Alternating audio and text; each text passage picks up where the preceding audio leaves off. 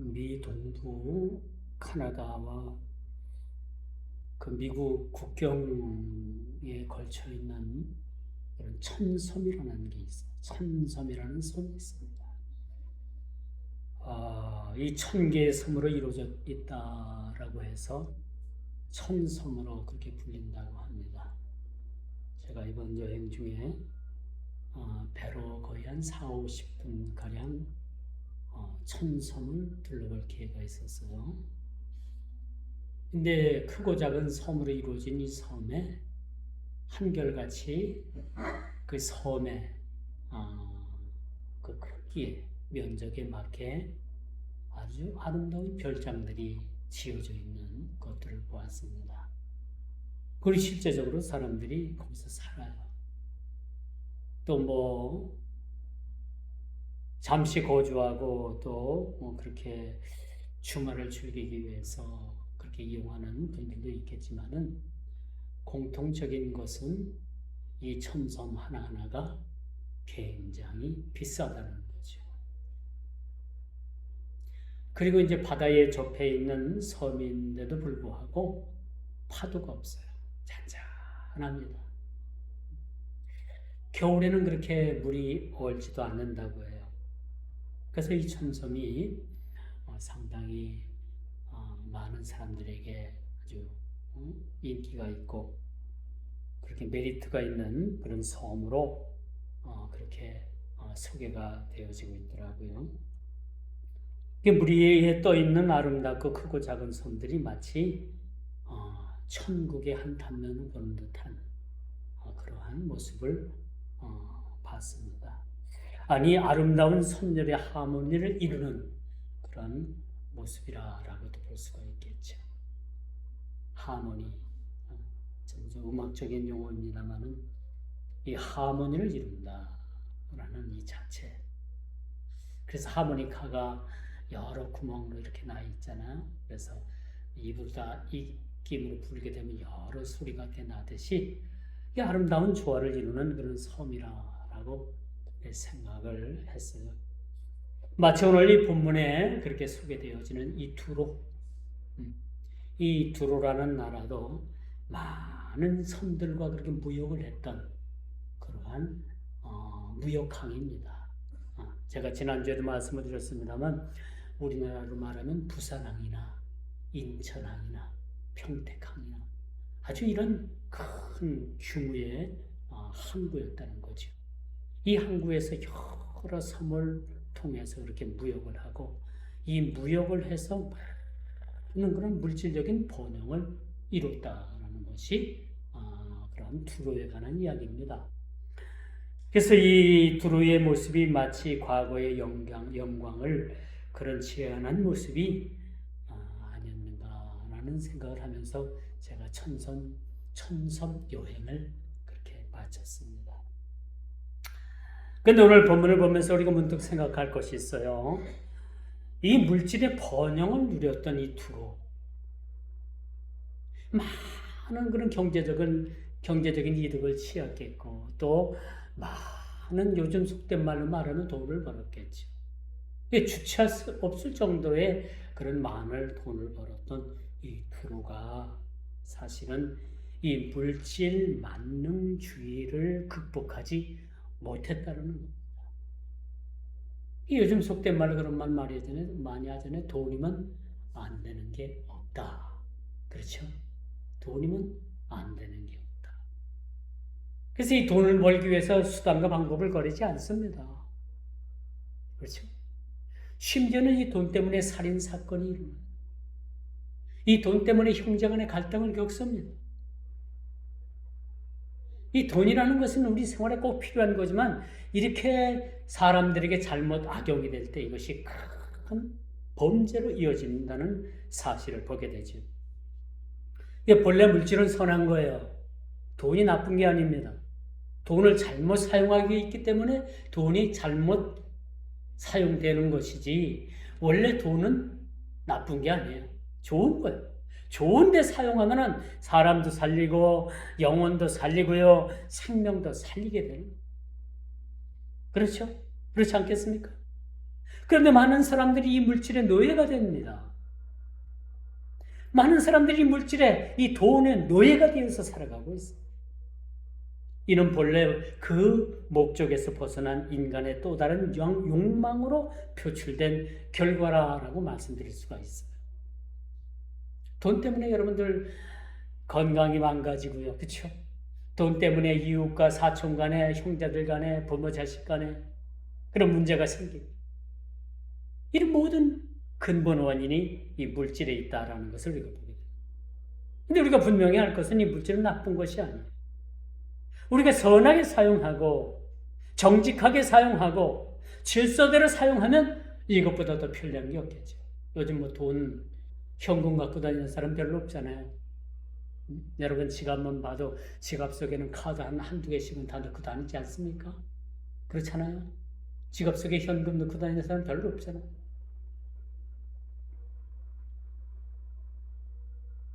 우리가 물질을 누리며 살아가야 함에도 이 물질의 이 우리 인간의 욕망은 끊임없이 누리면서 살기보다는 100원 가지고 만족하고 1000원 가지고 만족하고 10,000원 한 장 가지고 만족하는 삶을 살지 못하는 사람은요, 억만금을 갖다 줘도 만족하지 못해요. 그리고 곧바로 여러분 물질의 그 잘못된 욕망으로 인해서 끊임없이 여러분 비참해지는 거예요. 아무리 많이 가지고 있어도 자기는 많이 가졌다라는 그러한 만족을 누리지 못하고 끊임없이 그렇게 물질에 대한 욕망으로 세상을 살다가 그렇게 한평생 살다가 그렇게 가는 사람들이 많이 있음을 보게 됩니다.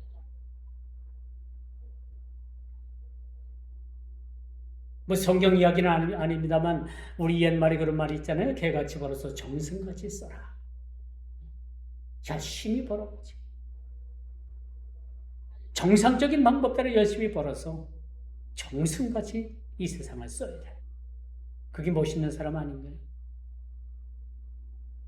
어떤 노인이 그 일평생을 100원 한 장, 1000원 한 장 쓰는 것도 바둥바둥 떨었는데 그 사람이 죽고 나가지고 다 물건 정리를 하고 침대 밑을 그렇게 뒤져봤더니 침대 밑에 현금이 가게 돈다발이 가득가득하게 쌓였대요.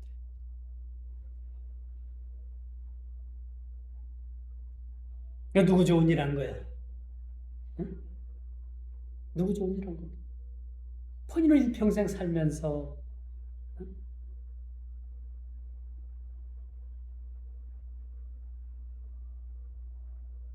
우리 인간은 쌓아두기를 좋아하는 것 같아요. 내가 얼마만큼 쌓아뒀느냐, 그게 이제 부의 축적, 그 기준이 돼가지고. 많은 사람들이 이렇게 쌓는데 혈안이 되었습니다. 쌓기 좋아하는 민족이 또 있었죠. 최초의 신할 땅에서 하나님을 대적해 보겠다고 그 많은 사람들이 뭘 쌓습니까? 바벨을 쌓습니다. 하나님께서 얼마나 쌌나 하늘에서 내려와 보니까 뭐 엄청나거든. 인간 상상 이상으로 막 깃대를 높이 올리고 바벨을 쌓거든. 하나님께서 그 인간의 교만을 꺾기 위해서 언어를 혼잡하게 만들었어요. 그리고 바벨의 탑을 쌓는 그 자체는, 그 작업은 멈춰지게 됐다는 겁니다. 사람이 이렇게 쌓아두는데 혈안이 되어 있으면요, 아무도 못 말려요. 아무도 못 말립니다. 누가 말릴 수 있을까? 하나님께서 말릴 수 있는 거예요. 얘야, 그게 쌓아두기만 하면 누이 것이 되겠느냐? 내가 너에게 맡기는 것은 청지기적 사명을 맡긴 거예요. 이 땅에서 내게 맡겨준 만큼 내가 이것을 갖고 선용하다가 내가 내 앞에 설 때에 너는 이것을 계산하고 내 앞에 서야 된다. 이게 청지기적 사명으로 우리에게 그 사명을 주셨다는 거죠. 근데 우리 인간의 욕망은 어디예요? 인간의 욕망은 그만큼 쌓아두는데 여러분 쓸지를 여러분 버는 것보다도 쓰는 것이 참 왜 제가 이런 말씀을 드리느냐? 이 두루가 너무 많이 돈을 벌었어요. 무역을 해가지고 많은 돈을 벌었습니다. 이것을 어떻게 쓸 줄을 몰랐어요. 처음에는 잘 썼죠. 솔로몬 성전을 짓는다고 하니까 잣나무도 대주고 백향목도 대주고 여러 건축 재료도 대주고 석공들도 막 보내주고 그랬는데 너무너무 물질의 번영을 들이다 보니까 두루가 그만 그것 때문에 교만해진 거예요. 제가 지난주에도 말씀을 드렸습니다만 여러분들이 졸부가 되면요. 갑자기 부자가 되면 여기 교회 나올 사람 얼마 안 돼요. 10중 8구 다 교회를 떠납니다. 왜? 이제는 뭐 내가 예수 안 믿어도 내가 기도 안 해도 이제는 뭐 내 사는데 지장 없어. 꼭 뭐 내가 예수를 믿어야 돼. 내가 꼭 교회를 나가야 돼. 이런 필요성을 느끼지 못하고 교회를 떠나는 사람들이 10중 8구란 얘기입니다. 물질의 번영이 이렇게 인간을 하나님을 버릴 수 있는 자리까지 나아갈 수 있다는 것을 우리가 염두해야 된다는 겁니다. 주님께서는 말씀하십니다. 누가복음 12장 20절에 보니까 이렇게 말씀하셔요. 하나님은 이르시되 어리석은 자여 오늘 밤에 내 영혼을 도로 찾으리니 그러면 너 예비한 것이 누구시 되겠느냐?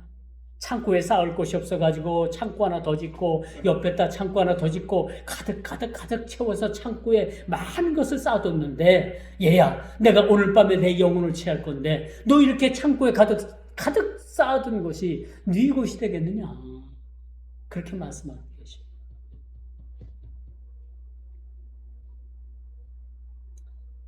저는 이 말씀을 여러분 제가 묵상하면서 그런 생각을 해요. 마치 이 두로의 과거의 영광이 이를 보는 것 같지 않았겠는가? 마치 두로의 영광이 이를 보는 것과 같지 않았겠는가?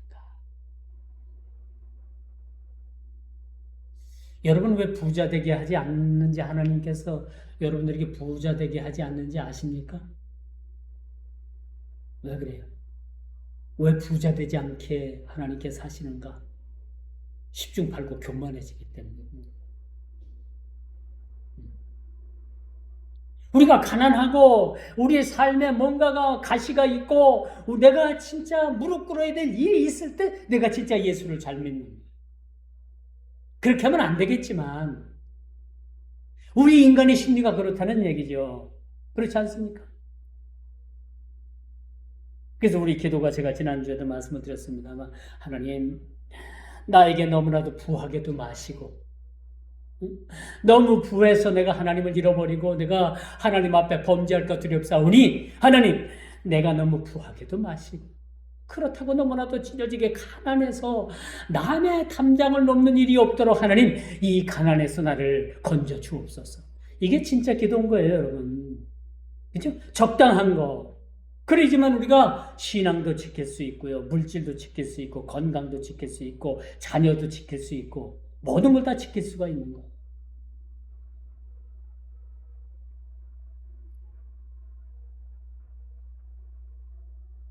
어제 뉴스에 보니까 이미 미국은 우리나라에 대해서 철강 관세 50%를 매겼는데 유럽도 우리나라에 대해서 철강 50%의 관세를 매겼어요. 이거 어떻게 죽으라는 얘기인지 IMF를 맞으라는 건지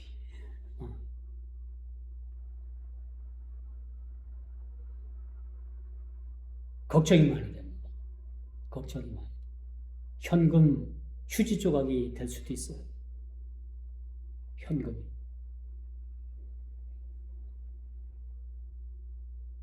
그래서 우리가 언제나 풍요로울 때 자신을 돌아보는 거. 거듭거듭 제가 말씀을 드립니다. 여러분 풍요롭습니까? 좀 어려워요? 이 정도면 여러분 살만하다 생각하십니까?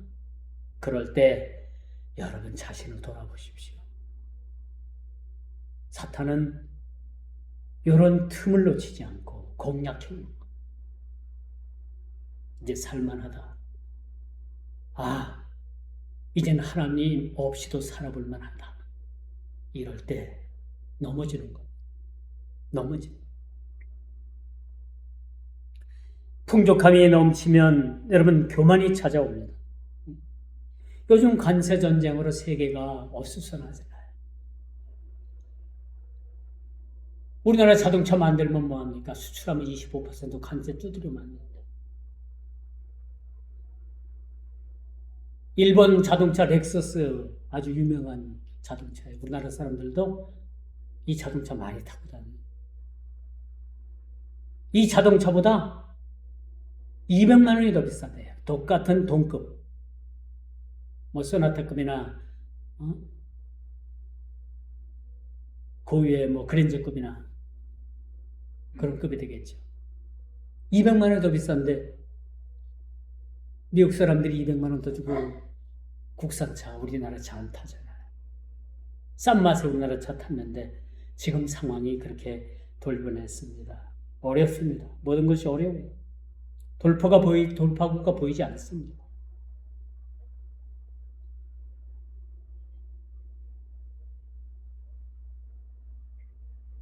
이 풍요함 때문에 망가지는 일들이 얼마나 많은지.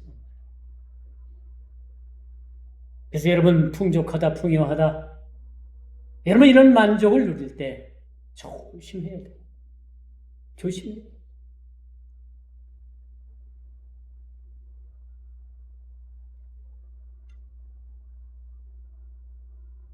그래서 두루는 너무나도 풍족했어요.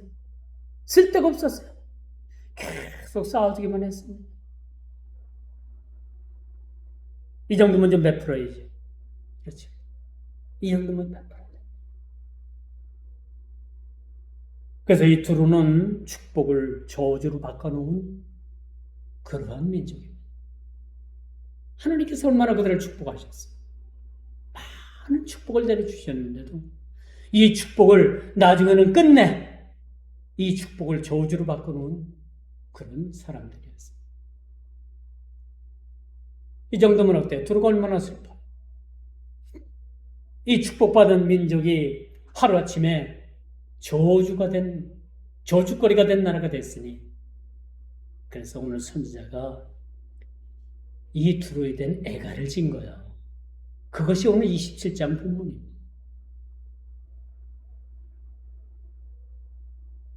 그런데 이렇게 애가를 지었는데 이 애가가 어떤 애가였냐? 진정으로 그 민족이 망해서 축복을 저주로 바꿔놓은 그런 망한 민족이라서 그것이 애달퍼서 애가를 지은 것이 아니라 많은 사람들이 그 축복을 저주로 바꿔놓은 그 두루에 대해서 비웃음을 가졌다. 조소를 보낸 거예요. 비웃었다라는 겁니다. 비웃는 애가입니다. 좀 이해가 안 되겠지만 그 망하는 것을 보고서 많은 민족이 비웃었어요. 많은 사람들이 비웃었습니다. 아이 참 그 사람들 안 됐다. 참 그 나라 안 됐다. 그런 얘기가 아니라 비웃었어요. 그러면 그렇지. 쌓아주기만 하고 베풀 줄도 모르고 자기만을 위해서 살더니 거 봐라. 그렇게 많은 사람들이 비웃었다는 거예요. 비아냥거렸다는 겁니다. 오늘 27장이 바로 그런 이야기를 저와 여러분들에게 그렇게 말씀해 주고 있습니다.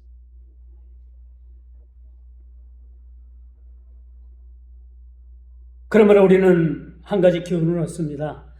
너무 부해서 두루처럼 죄짓지 않도록 자신을 경계하는 것 참으로 중요하다라고 말씀드릴 수가 있는 거죠.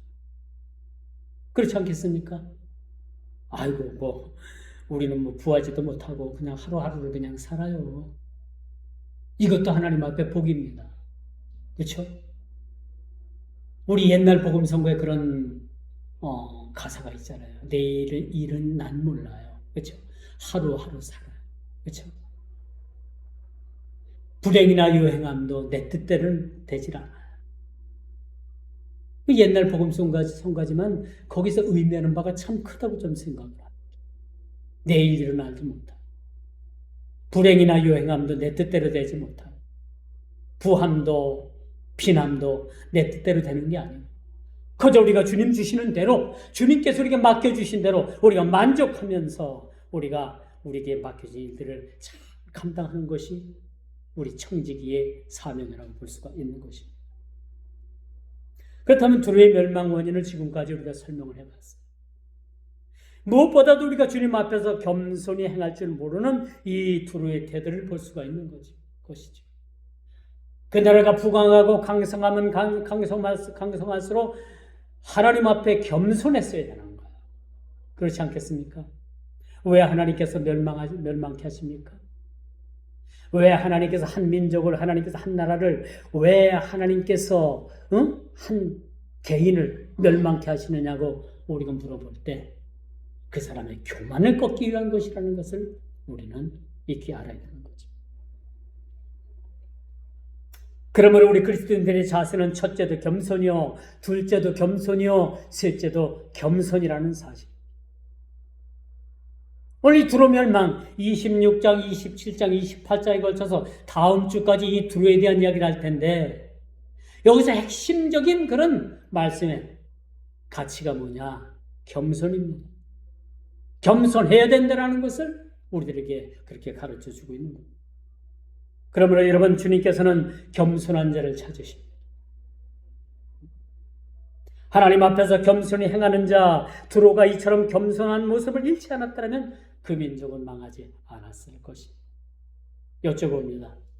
겸손하십니까? 겸손하세요? 왜 말들이 없어요? 왜 말들이 없습니까? 겸손하지 못합니까? 왜 여기에도 말이 없어요? 어느 유튜브 방송 썸네일을 보니까 겸손은 힘들다, 그런 유튜브 방송이 있더라고요. 그 유튜브에 대해서는 좀 관심도 없고, 그래서 저는 그냥 썸네일이 뜨길래 그냥 썸네일만 봤어요. 그랬더니 겸손은 힘들다라는 책까지 출간을 해가지고 그를 추종하는 일부 그 구독자들이 읽고 그것을 교훈하고 그들 세계에선 베스트셀러라고도 얘기를 합니다만, 물론 저는 이 북스토리가 어떤 내용인지도 몰라요. 근데 여러분, 겸손이 힘든 게 아닙니다. 따지고 보세요. 여러분, 우리가 신약 성경을 읽으면서 예수님의 행적을 보게 되면 예수님은 늘 겸손하셨어요. 우리에게 겸손을 가르쳐 주셨어요. 병든 자들을 고쳐주셨고, 가장 낮은 자리에서 제자들의 발을 씻겨주셨고, 이뿐입니까? 여러 가지로 겸손하게 섬기셨다는 것을 우리들에게 그렇게 말씀해 주고 있습니다. 이게 예수님께서 보여주신 모든 거라고 생각하면 또 안 돼요. 일부 한 단면이지만 그 예수님의 겸손을 통해서 우리가 겸손을 배우게 되는 거예요. 그러므로 그렇게 겸손은 어렵지 않습니다. 어떻게 기준을 둬야 되느냐? 우리가 겸손해졌다라면, 겸손해지려면 나보다 남을 낮게 여기면 되는 거예요. 나보다 집사님을 낮게 여기고, 권사님들, 장로님들, 다 이분들을 나보다 낮게 여기는 마음을 가질 때 내 스스로가 겸손해져요. 그렇지 않겠습니까? 이게 겸손의 기준인 거예요. 이거 못합니까? 우쭐대는 거, 교만한 눈. 그렇기 때문에 겸손이 힘들어지는 거예요.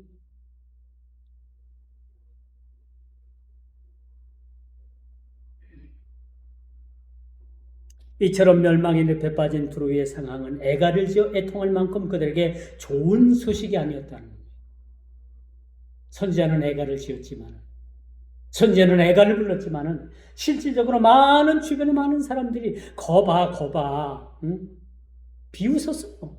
두루가 멸망당하는 것에 대해서 비웃었습니다. 조소를 보낸 거예요.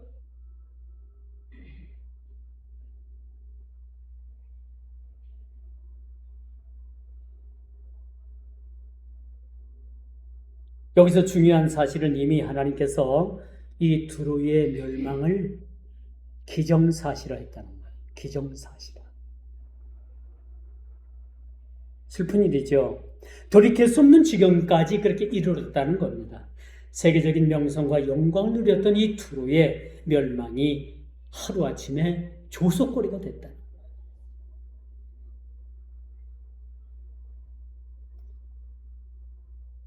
세상에 그런 말이 있어요.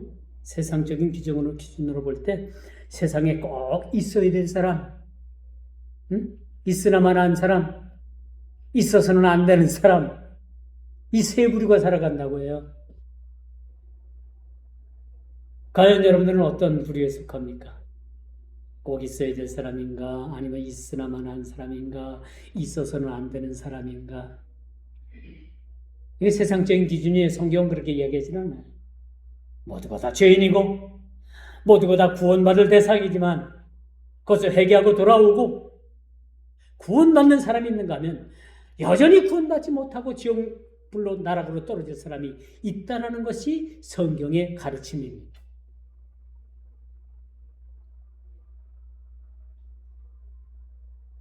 지금 지구상에도 전쟁이 멈추지 않고 있어요. 그렇죠? 그 전쟁을 통해 가지고 많은 사람들이 고통을 받고 있습니다. 죽임을 당하고 있어요. 이런 전쟁이 멈추지 않고 있습니다. 왜 그렇습니까? 인간 스스로가 교만하기 때문에. 겸손하다면, 여러분, 겸손한 사람이 전쟁을 일으킬까요? 안 일으키잖아요. 오늘 두루의 멸망 이야기를 통해서 얻는 교훈은 좀 더 우리가 겸손해지는 겁니다. 주님의 겸손을 배우는 겁니다. 겸손이 힘든 것이 아니라 예수님의 겸손을 배울 때 나보다 남을 낮게 여기는 마음을 가질 때 우리는 겸손해집니다. 가장 낮은 자리에서 종의 모습을 통해서 저와 여러분들을 섬겨주신 그 주님의 겸손을 우리가 배우는 겁니다. 이제 말씀의 결론을 맺을게요. 겸손하지 못하고 교만한 자는 하나님의 진노를 살 수밖에 없습니다. 풍요와 영광을 누렸던 두로가 멸망할 줄을 누가 알았겠습니까? 아무도 몰랐어요. 저렇게 잘 나가던 두로가 멸망하리라고는 누구도 생각을 하지 못했던 거예요. 초롱성과 같은 그 로마가 AD 313년에 그 기독교 앞에, 교회 앞에, 예수님 앞에 무릎을 꿇었다는 사실 여러분 알고 계시죠? 이것이 정확히 역사적인 그 사실 AD 주후 313년에 로마가 기독교 앞에 무릎을 꿇었다. 이 놀라운 역사적인 아이러니가 아닐 수가 없어요.